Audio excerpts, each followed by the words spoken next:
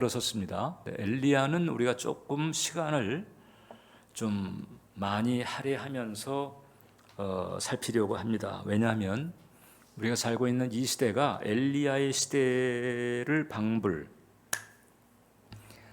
있고, 그래서 그 누구보다도 엘리야의 영성과 결기가 필요한 시대이기 때문에 그렇습니다. 그래서 오늘은 그 첫 번째 그릿 시내가의 수련, 이런 제목으로 엘리야에 대해서 살피도록 하겠습니다. 자, 이스라엘의 왕국 시대는 크게 둘로 나뉘죠. 제일 처음에 이제 통일 왕국 시대, 사울, 다윗, 솔로몬 때까지. 솔로몬의 사후 이스라엘은 이제 분열 왕국 시대에 들어갑니다. 그래서 남왕국 유다, 그리고 북왕국 이스라엘, 남북이 분열이 되게 되고, 지난주에 우리가 살폈던 것처럼 그 북왕국 이스라엘은 북왕국 이스라엘의 주민들이 남왕국 유다의 예루살렘 성전 출입하는 것을 막으려고 베델과 단에 단을 쌓아놓고 금송아지에게 숭배하도록, 그 금송아지를 여호와 하나님이라 이렇게 불경죄를 지으면서까지 그렇게 우상을 조장을 하게 됩니다. 그래서 이 남왕국 유다도 문제지만은 그보다 더 심각한 문제가 이제 북왕국 이스라엘의 영적 상태. 북왕국 이스라엘은 한 200여 년 존속이 됐는데 19명의 왕이 통치를 했습니다. 한결같이 그 중에 어느 하나도 하나님 보시기에 제대로 된 왕이 없었습니다. 왜냐하면 첫 왕, 즉 여로보암 때서부터 우리가 이제 익히 들었던 그 여로보암의 죄, 혹은 또 여로보암의 길이라고 이렇게 이제 관용적으로 이제 표현을 하잖아요. 그 길을 계속 따라가는 거예요. 그래가지고 이 북왕국이 먼저 멸망을 합니다. 주전 722년에. 그런데 남왕국 유다가 북왕국보다는 상대적으로 낮긴 했지만은 역시 남유다도 그렇게 50보 100보인 셈이에요. 남왕국은 이제 300여 년을 존속했는데 17명의 왕이 통치를 했습니다. 그 17명 중에서 한 8명 정도가 하나님 보시기에 선했고 나머지는 악했습니다. 결국 이 우상숭배의 대세를 뿌리치질 못해서 둘 다 멸망을 합니다. 주전 586년에 남왕국 유다는 바벨론에 의해서 멸망을 당하고, 말씀드린 것처럼 주전 722년에 북왕국은 아수르에 의해서 철저히 파괴가 되고 이제 포로 시대에 들어가게 되죠. 멸망의 가장 주된 원인은 우상 숭배, 바알 우상 때문이었습니다.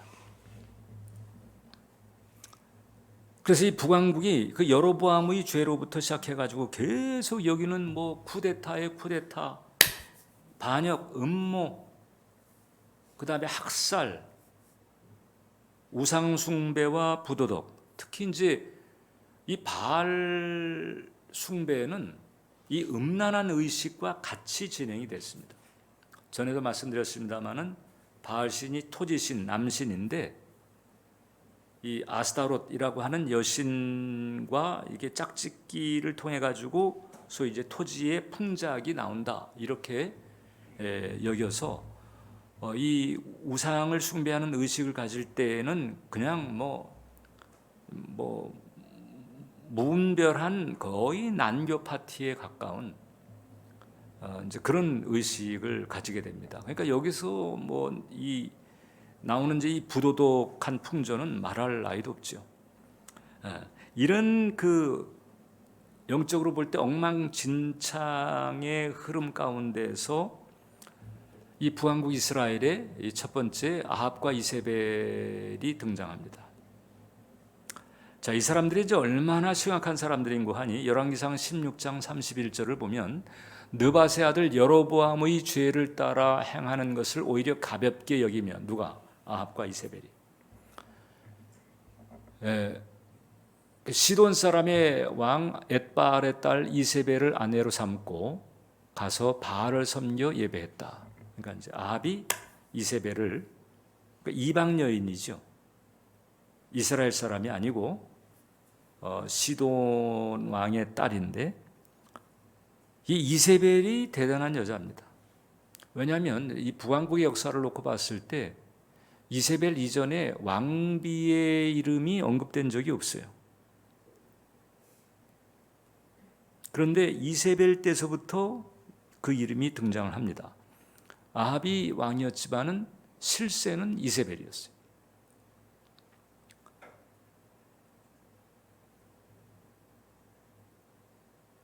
쉽게 말하면 이때가 바로 이세벨의 여인 천하였다, 이렇게 말할 수가 있습니다. 근데 이세벨이 시집 올 때 그냥 온 게 아니고 이 결혼 지참금 쪽으로 바알 우상을 가져온 거예요. 바알. 이전에는 여러분, 그 여로보암의 죄가 뭐라고 그랬죠? 양다리라고 그랬죠. 이게 사실 뭐 양다리보다도 완전한 착각이에요. 금송아지 만들어 놓고 이가 바로 여호와다. 하나님에 대해서 완전히 헛짚는 그런 상황. 그래도 바알 숭배를 이렇게 적극적으로 본격적으로 하지는 않았습니다. 그런데 이세벨이 완전히 이 바알 우상의 시대를 본격화해버린 거예요. 그래서 사실상 이때서부터 양다리가 시작이 된 것입니다. 그러니까 성소에 가서 제사를 드리고 그 다음에 또 바알 의식을 할 때는 또 거기 가서 절하고, 이러다가 이세벨이 드디어 본색을 드러내면서 이제 바알에게 절하지 않는 사람들은 다 핍박을 하는 거예요. 바알에게 절하지 않으면 일단 공직자가 될 수 없거나, 그 다음에 이제 그것을 정죄하는 선지자들은 잡아 죽칩니다. 죽이기도 하고. 그러니까 북왕국 이스라엘 시대 때 하나님과 사이가 가장 크게 벌어졌던 시대가 바로 아합의 시대였다. 영적으로 깜깜한 시대. 그런데 이게 아이러니하게도 이 아합의 시대 국력은 사실상 괜찮았던, 군사력, 경제력, 이것은 괜찮았던, 사실상 이제 우리가 사는 세상이 그러잖아요. 자꾸 이제 이 시대가 흘러갈수록 더 뭐 편해지고 살기 좋고 좋아지는 것 같죠. 근데 영적으로는 피폐해지는 것과 같은 그런 상황인 거예요. 이때가 바로 이제 엘리야가 등장할 무렵의 북왕국 이스라엘인 거예요. 근데 이와 같은 북왕국 이스라엘의 풍조는 오늘날 이제 우리 한국 사회와도 우리가 무관하다고 할 수가 없다는 거죠. 왜냐하면 하나님과의 사이가 지금 계속 벌어지고 있잖아요. 우리 한국 교회, 우리 한국 사회가 하나님과의 사이가 계속 벌어지고 있다. 이때 아합의 시대 때는 바알 우상이 벌려놨죠. 오늘날 우리 한국 사회는 뭐가 벌려놓고 있을까? 모든 사회학자들이 이제 입을 모아서 말합니다. 물질주의가 벌려놓고 있다. 그런데 이 물질주의를 이제 성경은 만몬으로 규정을 합니다. 돈의 신이죠. 만몬. 그러니까 이 만몬은 현대판 바알이라고 할 수가 있어요. 그런데 이 아합의 시대의 금송아지와 바알 사이를 오며 가며 이렇게 양다리를 걸쳤던 것처럼 오늘날 이제 우리 한국 사회도 비슷한 형국이 있는 거죠. 하나님을 예배하는가 하면 그 다음에 만몬도 또 못지않게 섬깁니다. 예수님은 일찍이 하나님과 물질, 이것을 두고 사람이 이룰 수 있다는 것을 간파하셨습니다. 마태복음 6장을 보면 한 사람이 두 주인을 섬기지 못할 것이니 혹 이를 미워하고 저를 사랑하거나 혹 이를 중히 여기고 저를 경히 여김이라. 너희가 하나님과 재물을 겸하여 섬기지 못하느니라. 그러니까 하나님을 섬김이라고 하는 단어는 지극히 자연스러운데 여기서 재물도 섬김의 대상일 수 있다는 것을 예수님께서 언급을 하시고 있는 것이거든요. 그러니까 물질주의라고 하는 것이 비단 우리가 살고 있는 이 시대만 있는 것은 아니잖아요. 사람이 사는 세상에서는 그게 무슨 뭐 엽전의 형태가 됐든 뭐 종이의 형태가 됐든 이 소위 이 금권이라고 하는 것은 어느 시대고 막강한 영향력을 발휘를 한 것입니다. 예수님 때도 마찬가지였고, 그러니까 이 물질에 약한 인간의 속성을 보시고, 그래서 이 인간이 하나님도 재물도 하나님 섬기듯 재물을 섬길 수 있다. 하나님에게 목숨을 바치듯 물질을 위해서도 목숨을 바칠 수 있는 게 인간이다. 이렇게 지금 보시는 거예요. 이런 유사 시대, 아합의 시대였는데 그런 시대에 하나님께서는 대책을 세우셨고 그 대책이 바로 뭔가 하니 엘리야인 거예요. 엘리야를 놓고 그 찰스 스윈돌 목사님은 그런 얘기했습니다. 엘리야는 어떤 사람이냐? 홀로 그러니까 홀로 무너진 곳을 막아서는 사람이다. 자기 혼자서 무너진 데를 막으려고 애썼던 사람이다. 이렇게 보는 거죠. 홀로 할 수밖에 없었어요. 왜냐하면 여럿이 할 수가 없는 시대, 핍박의 시대, 공격받는 시대, 선지자들도 죽였던 시대. 그래서 또 그 선지자들을 은밀히 하나님께서 챙겨야만 했던 뭐 이래서 7,000명 같은 그런 시대. 그러니까 이렇게 드러내고 뭘 할 수가 없는 시대. 그러면 이제 죽으니까, 사라지니까. 근데 그런 시대에 하나님은 엘리야를 세워가지고 홀로 그 무너진 데를 막아서도록 사용을 하셨다는 거지. 자, 그러니까 여럿이 할 수 있으면 여럿이 해야 하고 여럿이 하기 어려울 때는 홀로라도 해야 되는 거예요. 여럿이 하기 어려우니까 그냥 말자. 이게 아니고 여럿이 하기 어려울 때는 홀로라도 해야 된다는 것을 엘리야를 통해서 우리에게 가르쳐 주시는 거예요. 우리는 이제 중보로부터 할 수 있죠. 중보로부터 가정을 지키고 또 교회를 지키고 하나님의 영광을 지키고 일단 중보서부터 할 수가 있고 액션이 필요한 경우에 또 우리가 필요한 액션을 취할 수가 있습니다.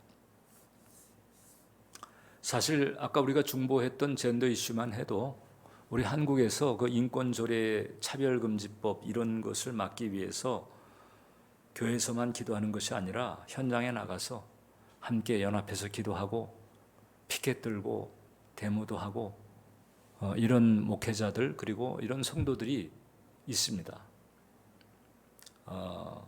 이제 그런 액션도 필요한 거죠. 그런 점에서는 사실 이제 우리는 이 중보 차원에서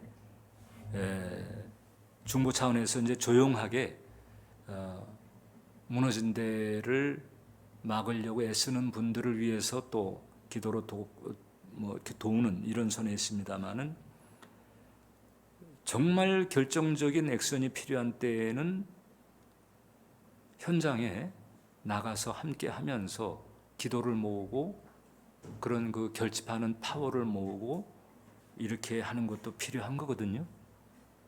그걸 해야 될 때에는 해야 되는 거예요. 그래서 어느 날 제가 여러분들에게 자 어디 뭐 에스더 기도회가 어떤 사역을 한다든지 필요한 경우에 우리도 현장에 가야 합니다. 이렇게 하면 여러분들이 저하고 같이 움직여 주셔야 되는 거예요. 여럿이 할 수 있으면 하고, 그 다음에 그렇지 못하면 홀로라도 해야 되는 거예요. 그래서 그 홀로 할 수 있는 사람을 이제 하나님께서 등장시키는데, 그 사람이 바로 디셉 사람 엘리야입니다. 자, 열왕기상 17장 1절을 보면 엘리야는 이렇게 대비합니다. 길르앗에 우거하는 자 중에 디셉 사람 엘리야가 아합에게 말하되 내가 섬기는 이스라엘의 하나님 여호와께서 살아계심을 두고 맹세하노니 내 말이 없으면 수년 동안 비도 이슬도 있지 아니하리라.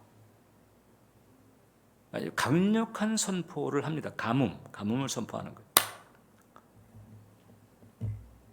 자, 그러니까 뭐 이때 무슨 뭐 관계 시설이 얼마나 잘 돼 있겠어요. 특히 이제 이 팔레스타인 땅은 천수답, 하늘에서 비가 내려야 경작을 할 수 있는 그런 땅입니다.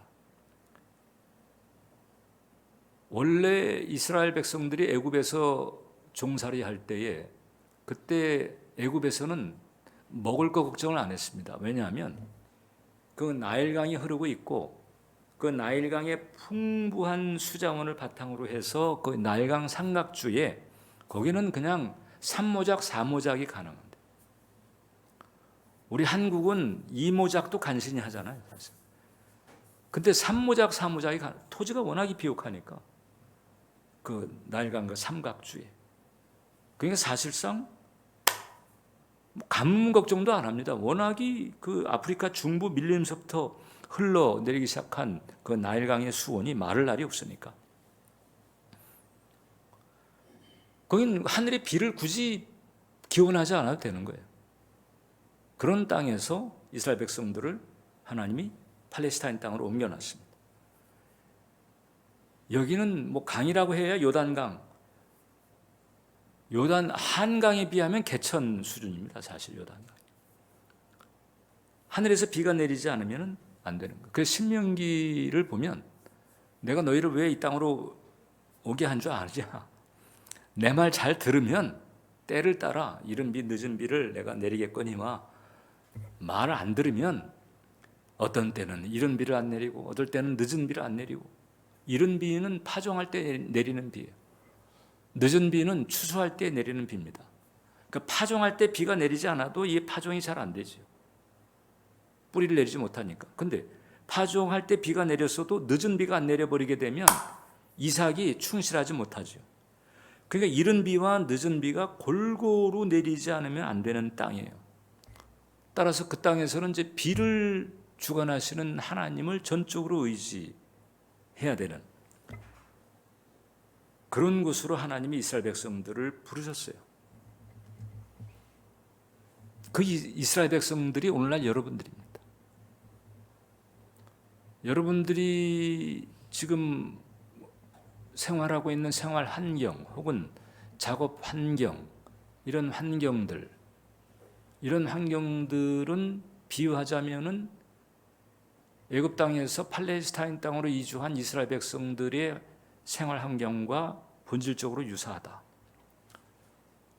하늘에서 비가 내리지 않으면, 즉 하늘에 하나님께서 이른 비 늦은 비를 공급해 주셔야만 되는 그런 여건이지. 우리가 신앙의 세계에 들어섰다는 것은 바로 그런 여건에 들어선 것을 의미하는 거예요. 전적으로 그 하나님과의 사이에 그 언약을 귀히 여기고 언약의 길을 가게 되면 이른 비 늦은 비가 골고루 내리는 거예요. 그런 땅에 부르셨습니다. 우리가 중생을 하고 걷게 된 신앙의 길은 바로 그런 속성이 있다는 거죠. 그런데 엘리야 때에 하나님께서 엘리야로 하여금 강력하게 선포를 하게 한 거예요. 수년 동안, 거의 이제 3년 반에 가까운데 수년 동안 비도 이슬도 있지 아니하리라. 삭막한 거죠. 이렇게 강력한 재난의 선포로 엘리야가 등장을 합니다. 이게 엘리야가 뭐 자기 마음대로 한 건 아니고요. 이 뒤에 진짜로 3년 반 가뭄이 왔거든요. 그러니까 하나님께서 엘리야를 강권하셨다 이렇게 이제 볼 수가 있는 거죠. 그렇게 하고 짠 하고 나타난 거예요. 여럿이 할 수 없는 상황에서 홀로라도 담대하게 결기 있게 할 수 있는 사람을 하나님께서 세우신 거예요. 이름서부터 도발적입니다. 엘리야, 이게 하나님이에요. 그리고 여호와거든요. 나의 하나님은 여호와시다. 이름 자체가 지금 여호와의 이응자 하나 꺼내도 지금 쇠고랑 차는 시절인데 그냥 대놓고 여호와는 나의 하나님이시다. 이름 자체가 그러는 거예요. 그러니까 이 사람 이름을 부르게 되면 나의 하나님은 여호와시다야 이제 이런 거죠. 자기 존재 자체를 걸고 하나님의 살아계심과 주되심을 증거하는 사명을 감당을 하는 거죠. 이건 목숨을 건 거예요. 목숨을 안 걸 수가 없어. 그냥 존재적으로 이름 자체가 그렇게 된 거예요. 엘리야의 등장 자체가 하나님은 살아계시다. 이것을 그대로 보여주는 거죠. 그런데 이 엘리야의 출신 지역이 디셉입니다. 디셉 사람 엘리야. 그러니까 오늘날 지리적으로 디셉이 어딘지는 딱히 규명이 되고 있지는 않아요. 그런데 여기 길르앗에 우거하는 자 중에 디셉 사람, 그러니까 이 길르앗 지방에 이 디셉이라고 하는 데가 있었을 것이다 이렇게 보는 거죠. 근데 이 길르앗이라고 하는 동네가 어떤 동네인가 하니 요단강에서 동편입니다. 그러니까 예루살렘 소위 이제 약속의 땅은 요단강에서 서편에 있어요. 요단강에서 서편의 지중해와 요단강 그 사이에 있어요. 이게 약속의 땅인데 길르앗은 요단 동편입니다. 오늘날로 치게 되면 이제 요르단, 시리아 이쪽이거든요. 그러니까 이게 약속의 땅이 아닌 거예요.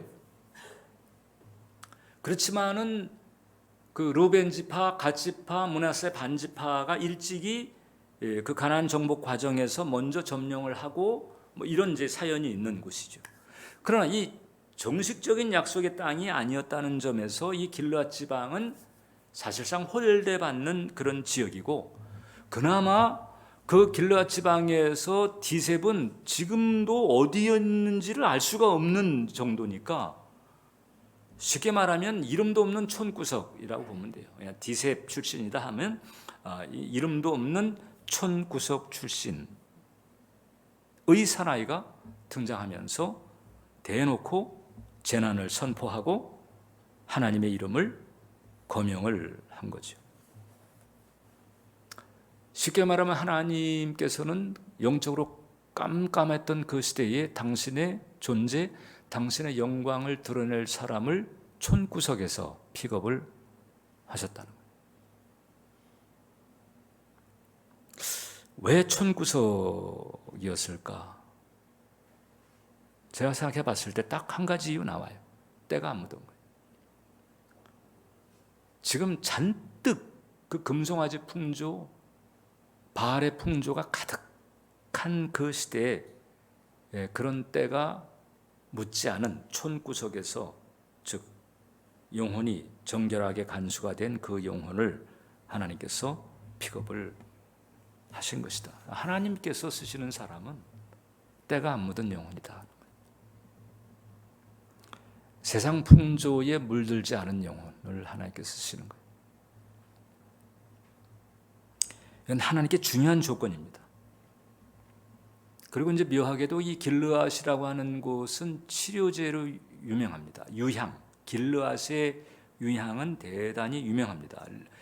예레미야 8장을 보면 길르앗에는 유향이 있지 아니한가, 그곳에는 의사가 있지 아니한가. 그러니까 사실 의사가 치료할 때 유향을 많이 썼거든요. 그러니까 길르앗의 향료 하게 되면 이건 치유제로 쓰는 거예요. 그래서 사실 사역자들이 치유기도 할 때에 그 길르앗의 향료와 같은 기름을 부어주세요, 이렇게도 기도를 많이 하거든요. 자, 그래서 이 죄로 물든 이스라엘을 치유하기 위해서 하나님께서는 때 안 묻은 영혼을 선택하셨다, 이렇게 볼 수가 있습니다. 우리도 하나님께 쓰임 받으려면 이제 그 같은 조건을 갖추는 게 필요하지요. 우리 교회에서 영성훈련을 강조하는 이유는 영성훈련을 해야 내 영혼에 어떤 때가 얼마나 묻었는지를 알 수 있어요. 일단 그것부터 시작합니다. 영성훈련을 하지 않으면요, 그냥 기복적인 동기를 가지고 주일 의식을 치르는 그런 수준에서 할 거 다 했다고 생각하는 착각을 하게 합니다. 영성을 살펴야 어떤 때가 얼마나 묻었는지 이제 이게 나오고, 그 다음에 그게 나와야 그 다음에 이제 이걸 어떻게 정리를 해야 되는가가 나오는 거지. 그러면 이게 정리를 했을 때 그럼 이제 어떻게 변화될 것, 이런 것들이 이제 영성 훈련에 나오는 것입니다. 그게 뭐 제자 훈련이라고 이름하든지 뭐 어떤 이름을 붙이든지 간에 그런 과정을 거치지 않으면 영혼의 때를 정리하기가 어렵다. 영혼의 때를. 그래서 우리는 부단히 이제 우리를 살피는 시간을 가져야 되는 거예요. 저희가 영성 훈련도 하고 영성 캠페인도 하고 이렇게 하는 이유는 뭔고하니 우리 영혼의 때를 어떻든 발견하고 그것을 정리하고 그래서 깨끗한 영혼을 간수하기 위해서 그렇게 하는 것입니다. 엘리야가 디셉에서 이제 그렇게 성장을 했던 거예요. 그래서 하나님께서 이제 그를 훼손같이 등장을 시키십니다. 찰스 스윈돌은 그 엘리야를 아까 이제 제가 얘기했죠. 홀로 무너진 데를 막아서는 신앙의 용사다. 어떻게 했는가 하니 단독으로 경고의 메시지를 전하면서 무감각하고 적대적인 백성들을 각성케 하려고 노력한 사람, 여기 바로 엘리야예요. 근데 이 일을 하기 위해서 하나님께서 그에게 하늘에서 불도 내려주시고 놀라운 이적들을 행하게 하시고 본때 있게 하나님의 살아계심을 증거하도록 밀어주신 거죠. 그러니까 여러분, 하나님의 관점에서는 디셉 사람이 제일 좋은 거예요. 그때 당시 북왕국 이스라엘 수도가 사마리아였는데 사마리아 하면 골치 아픈, 하나님이 골치 아파요. 세상 사람들은 사마리아 출신하게 되면 여러분 우리가 보통 우리가 인간관계를 가질 때 이제 처음 만나가지고 인사하고 이럴 때 어떤 사람들은 물어요. 어디 사세요? 물어요. 어느 정도 이제 뭘 좀 가늠하려고 하는 거지요. 그리고 뭐 이제 출신 학교서부터 이렇게 아주 그냥 꼬치꼬치 이렇게 묻는 사람이 있어요. 아주 불쾌하지요. 뭐 어떤 의도로 지금 묻는지를 알고 있으니까. 여러분들은 그러지 마세요. 여러분들 물으려면은 성경을 몇 독했습니까? 라고 묻든지, 영성 훈련 했습니까? 라고 묻든지. 디셉 사람이라고 해서 기죽을 게 없다는 거죠. 세상은 사마리아 하나님은 A 합니다. 세상에서 하는 사람을 하나님은 A 이렇게 합니다. 세상에서 A 하지만 하나님은 O 합니다. 사마리아의 위세에 쫄 게 없습니다. 물론 좋은 스펙을 가지고 신실한 신앙을 가지고 있다. 괜찮은 거지. 베스트예요. 세상적으로도 좋은 스펙인데 영성도 깊어. 이게 좋은 거죠. 근데 그런 사람 찾기가 참 쉽지가 않은 시대입니다. 이 세상의 구조적 흐름이 그렇게 돼 있어요. 그럼에도 불구하고 세상 스펙도 좋고 영성도 좋다고 하게 되면 하나님께서 단단히 쓰려고 마음먹은 사람이다. 이렇게 이제 볼 수가 있는 거죠.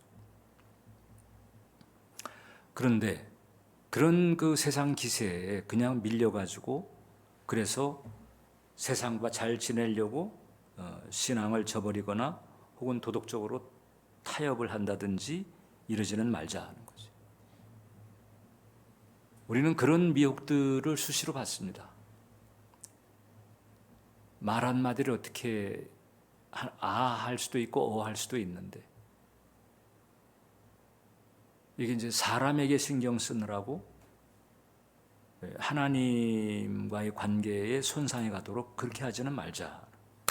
엘리야가 우리에게 권하는 게 바로 그거예요. 혼자서도 할 수 있는 게 있다. 혼자라면 하나님이 더더욱더 밀어주신다.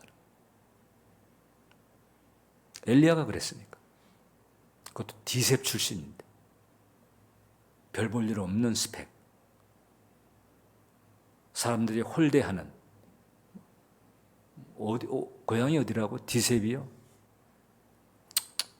이렇게 되는 그런 조건이지만 하나님께서는 놀랍게 사용했을 뿐만 아니라 그냥 하늘로 그냥 살아서 그냥 들림받는 이런 축복까지 주셨단 말이죠. 그런데 이제 이 엘리야가 이제 이렇게 하나님께 사용되기까지 일단 이렇게 재난을 선포하면서 혜성같이 등장을 했지만 역시 수련 과정은 필요했다는 거예요. 수련 과정. 그 수련이 어디에서 일어났는가 하니 이제 그릿 시내가에서 일어났습니다. 열왕기상 17장 5절로 6절을 보니까 그가 여호와의 말씀과 같이 하여 곧 가서 요단 앞 그릿 시내가에 머물매 까마귀들이 아침에도 떡과 고기를 저녁에도 떡과 고기를 가져왔고 그가 시냇물을 마셨다. 자, 아까 우리가 이제 서두에 제가 읽어드렸는데 거기에 이제 하나님께서 이 도발적인 선포를 한 거잖아요. 그 서슬퍼런 그 아합과 이세벨을 향해 가지고 이제 수년 동안 비도 이슬도 없을 것이다. 하나님이 그렇게 하시기로 작정하셨다. 근데 그 이름이 엘리야예요. 완전히 막 도발적으로 나선 그런 아합이었던 엘리야였단 말이죠. 그런데 바로 그렇게 하고 난 다음에 하나님께서 너 그릿 시내가에 가서 숨어라. 아니 이렇게 대놓고 도발적인 대비를 했으면 이제 그 다음 단계는 뭐 그보다 더 강도가 세든지 아니면 그 못지않은 강도를 가지고 사역을 하리라는 것이 우리의 상식적인 수순이잖아요. 근데 갑자기 하나님께서 너 숨어라. 아니 도발했는데 이제는 숨으라는 거예요.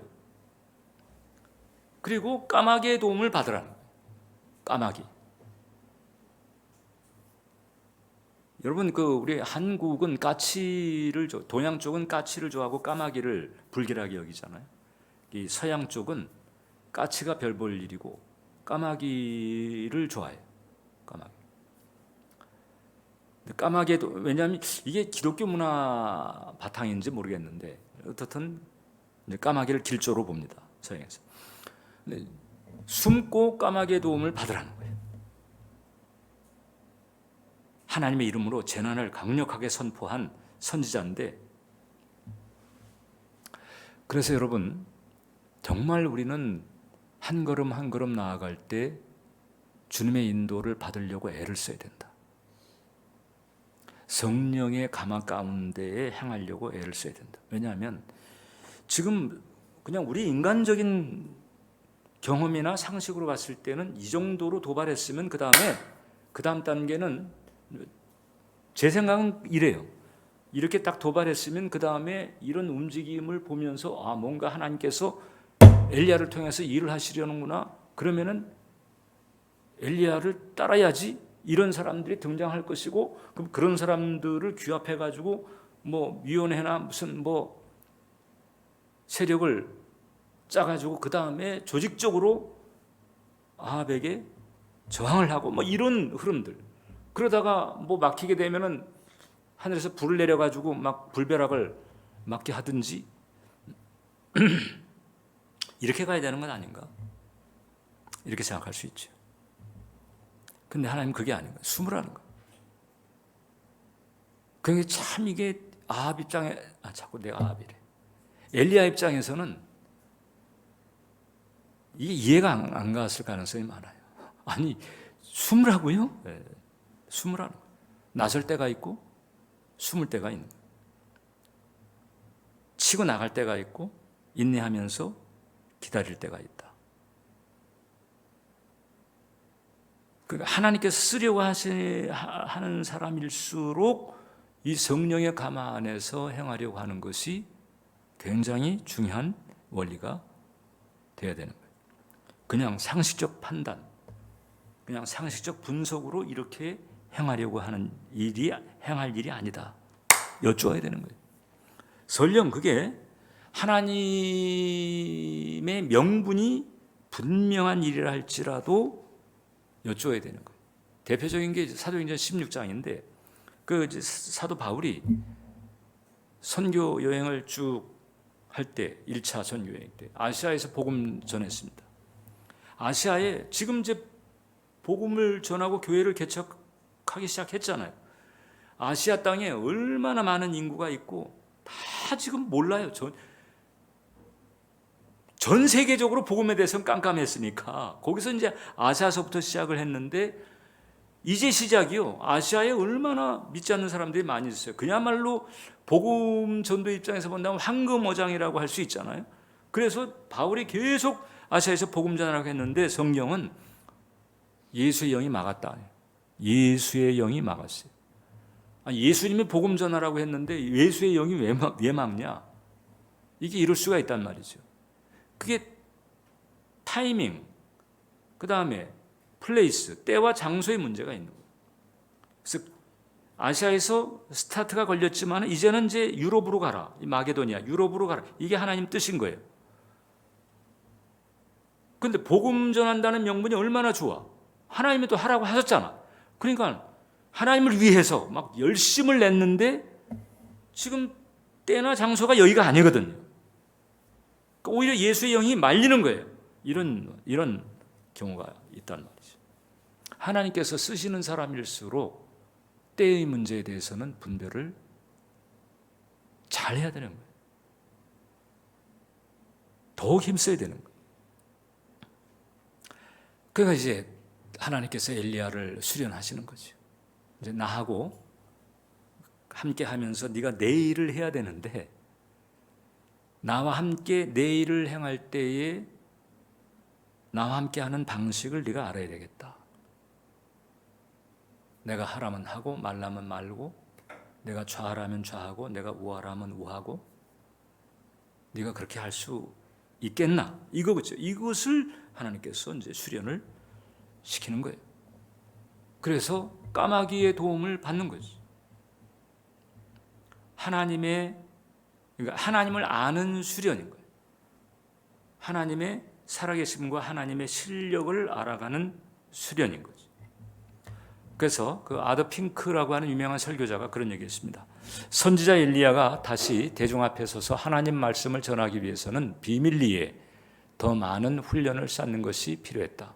그는 3년이나 더 격리된 생활을 해야 했다.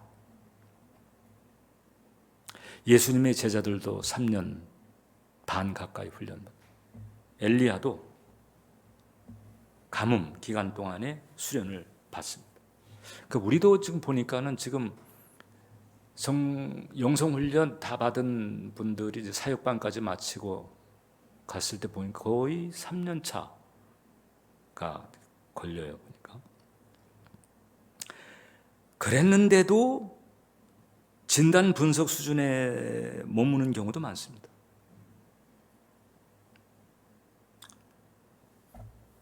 하나님께서 우리를 그리시네가에 보내실 때가 있어요. 하나님께서 여러분들을 그리시네가로 보내실 때가 있다. 뭔가를 해야 되는데 그게 아니고 좀 숨어 지내듯 잠잠. 뭔가 대단한 일을 펼치고 막 사람들의 막 그냥 환호성을 받고 이게 아니고 그냥 까마귀가 가져다 주는 것을 까마귀를 기다려야 돼. 까마귀가 물고 오는 걸 기다려요. 내 까마귀가 물고 날아가는 것을 내가 많이 봤어요. 저희 영국에 있을 때면요, 이 까마귀들이 이렇게 사람들이 어디 뭔지 피크닉이라 이런 데 가잖아요. 그러면은 그 가방에 자꾸까지 열어요. 와. 그래가지고 그 가방 안에 있는 내용물을 물고 가는 거예요. 자꾸를 닫으면은 건드리지 못할 줄 알았는데 얘네들이 그 자크를 열고 그 안에 있는 내용물을 끄집어 내가는 거예요. 참, 그 까마귀들이 그 참, 그거 물어다가 그런 식으로 물어다가 줬나? 아무튼 그렇게 해가지고 까마귀가 물어다 주는 떡과 고기를 먹으면서 그 다음에 훈련을 받는 거죠. 이럴 때 이제 이게 갑자기 뭘 할 수가 없는 거예요. 갑자기 초라해졌어. 갑자기 바닥이 됐어. 그리시네까지. 이때는 이제 하나님을 알라는 거예요. 하나님과 함께하는 방식을 알라는 거예요. 하나님이 어떻게 일하시는가 하는 방식을 알라는 거예요. 주님 의지하는 법을 배우라는 거예요. 그리시네까지 보냈는데 거기서 그냥 왜 why 이렇게 하고 있어서는 안 되는 거예요. 그 그리시네까지서는 배워야 되는 거예요. 주님 의지하는 법을 배워야 되고 하루하루 주님 바라보고 의지하는 법을. 왜냐면 까마귀가 아무래도 좀 굶어 죽는 판인데. 그러니까 까마귀가 언제 오나? 까마귀를 언제 보내시나? 그 까마귀를 보내시는 그 하나님을 하루하루 의지하면서 가는 거예요. 그리시네까는 주님과 함께하는 방식, 주님을 의지하는 법을 배우는 환경이다. 여러분들이 지금 그리시네까에 있다고 여겨지면 다른 거 없어요.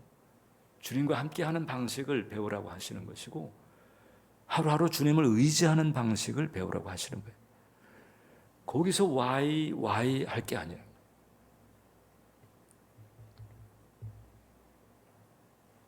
어떻게, how를 물어야 되죠. 자, 우리가 이제 이 아합을 이렇게 살피다 보면 이제 그런 질문이 나온 부분이 있어요. 요즘 이제 우리가 그 묵상 부분이 바로 이 부분이잖아요. 그 묵상글 가운데서 그런 이제 의문 비슷한 묵상글을 봤습니다. 그 아합 그냥 정리하시면 안 되나? 아합하고 이세벨 그때 그냥 정리를 하시면 그 두목급들 그냥 싹 잘라버리면 그 다음에 좀 손 주물럭거리기가 좀 쉽지 않을까? 뭐 예를 들면 이제 그런 왜 그냥 그대로 놔뒀을까? 아합이나 이세벨 이유가 있습니다.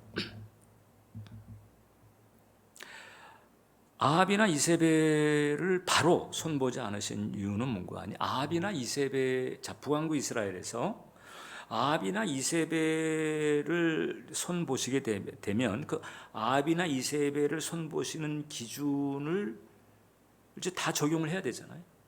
그럼 북왕국 이스라엘에 남을 사람이 없어.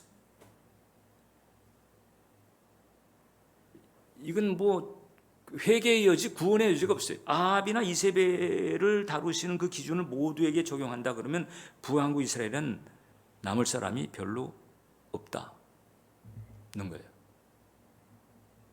이해가 가시죠?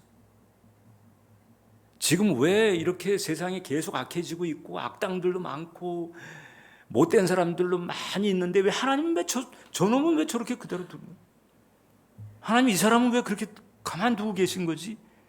저 못되고 악랄하고 더럽고 그런데 왜 가만두고 계신 거지? 근데 그 사람들을 이제 바로 심판을 그에 응당한 심판을 바로바로 하신다. 그에 응당한 심판의 기준을 이제 적용하기 시작하면 그럼 나는 괜찮을까? 예? 나는 괜찮을 것 같아요? 아니에요. 매일 여러분들 묵상을 해보니까 어때요? 제대로 묵상하는 분들이라면 사실상 말씀을 대할 때마다 내가 회개할 대목이 나와. 내 생각을 바꿔야 될 대목이 나와. 내가 이랬었네. 하나님은 이렇게 보시는 건데. 이런 게 나오잖아요. 여러분 십계명이나 산상수훈 대할 때 마음이 느긋하고 편안한 분들 계신가요? 부러운 분입니다.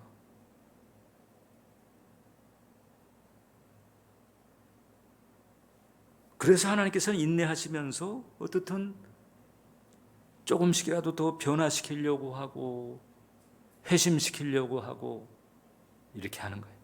제가 언젠가 한번 그 우스갯소리 여러분들에게 얘기했잖아요. 하도 못된 악당이 있는데, 모든 사람들이 고개를 절레절레 젓는 악당이 있는데, 이 악당이 어느 날 뭐 출장을 간다고 비행기를 타고 가는 거예요. 자기가 타고 가는 이 비행기가 갑자기 터뷸런스가 와가지고 막 위아래로 흔들리고 막 이러는데 벼락을 꽉 맞아가지고 이제 동체가 이래가지고 추락을 해가지고 이제 끝장나게 생긴 거예요. 근데 이 악당이 그 추락하는 상황에서 거기서 이제 죽게 됐으니까 이제 회개를 하는 마음을 가지고, 하나님, 제가 못되게 한 건 사실인데 그러면 나만 이렇게 죽이시지 나 하나 처리하겠다고 여기 비행기 타고 있는 사람 다 죽이면 어떻게 하십니까? 그랬더니 그때 하나님 하신 말씀이, 내가 너 같은 놈 모은다고, 너 같은 놈 한 비행기에 이렇게 타게 하려고 내가 얼마나 애썼는 줄 아냐, 그렇다시는 거잖아요. 하나님께서 그래서 인내하시면서 이제 기다리시는 거지. 그러다가 여러분 나중에 이 못된 것 부분들을 다 모아가지고 한꺼번에 계산할 날이 와요. 요한계시록의 7년 대환란, 요한계시록의 대환란이, 그때는 이제 하나님 신실하게 믿는 사람들은 싹 떠올려, 휴거로 딱 떠올리시고 난 다음에 이제 남아있는 사람들은 모조리 다 계산해가지고 철저하게 그 대가를 치르게 하시는 날이 오게 돼요.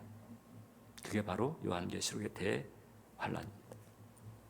그러나 그때까지 하나님께서도 인내하며 기다리신 모든 사람이 회개하고 변화되고 구원받게 이르기를 기다리시고 있는 거예요. 하나님이 아합이나 이세벨을 딱 손보는 게 아니고 엘리야를 등장시켜가지고 자꾸 기회를 주시는 거예요. 여호와가 참 하나님이시다. 하나님은 살아계시다. 하나님은 비가 오게도 하시고 비가 안 오게도 하시고 하늘에서 불도 내리시고 이런 실력이 있으신 분임에도 불구하고 지금 기다리고 있다. 돌아오거라. 이거지.